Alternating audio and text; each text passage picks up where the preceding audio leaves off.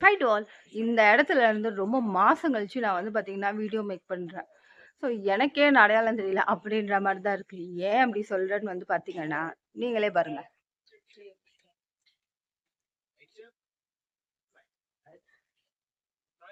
அதே இடம், அதே ஆட்கள் எல்லாருமே அப்படியே தான் இருக்காங்க. ஆனா இந்த இடத்துல புதுசா எக்சர்சைஸ் பண்றதுக்கான மேக்கிங்லாம் இருக்குது. சீரியஸா ஒரு ஜிம்முக்கு வந்த லெவலுக்கு ஃபீல் ஆச்சு. அந்த அளவுக்கு அவ்ளோ இருக்கு. ஆனா அது வந்து இருட்டுல வந்து உங்களுக்கு கிளியரா விஷுவல் ஆவாதுன்னு சொல்லிட்டு, பகல்ல வந்து அந்த விஷுவல நான் உங்களுக்கு எடுத்து வேற ஒரு வீடியோல போஸ்ட் பண்றேன். இந்த இடத்துல இருந்து ஒரு குரல் ஷேர் பண்ணணும்னு தோணுது.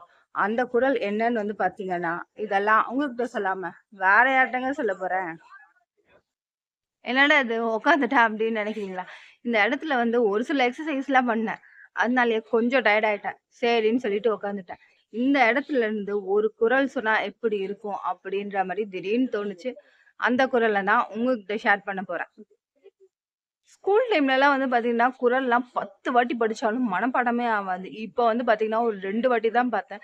சரி இந்த குறள் வந்து உங்ககிட்ட சொல்லலான்னு சொல்லிட்டு. 3வது வாட்டி நான் உங்ககிட்ட சொல்லப் போறேன்.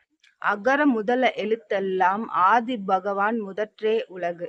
இதுக்கான விளக்கத்தையும் நானே சொல்லிடுறேன்.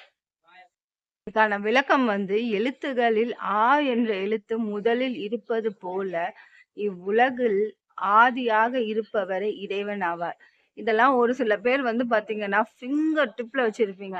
ஆனா நான்லாம் வந்து ரொம்ப வருஷம் கழிச்சு பாக்குறேன். ஆனா 2 வாட்டி வந்து பாக்குறேன். 3வது வாட்டி உங்ககிட்ட சொல்றேன்.